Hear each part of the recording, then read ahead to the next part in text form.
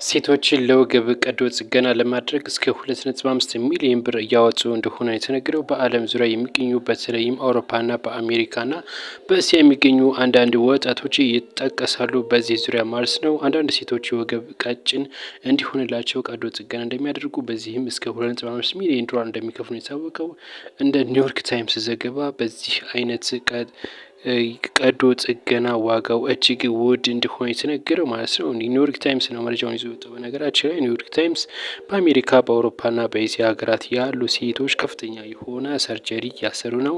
እጅግ በጣም ውድ ነው። ከዚህም በላይ ደግሞ እጅግ በጣም ውስብስብ ነው። ልክ ከተሰራ በኋላ ደግሞ ለተለያዩ ለጎንዮሽ ጉዳት ይደርሳሉ። ለነርቭ እንደዚሁም ደግሞ ለተለያየ ችግር እንደሚጋለጡ ይታወቃል። ይህን እያወቁም ግን ሴቶች ይህን ከማሰራት ወደ ኋላ እንደማይሉ ዘገባው ጨምሮ ገልጾታል። እናንተ በዚህ ጉዳይ ምን ትላላችሁ? 2.5 ሚሊዮን ዶላር ማለት ወደኛ ስካዩት ምን ያክል እንደሚሆን ኮሜንት አድርጉት።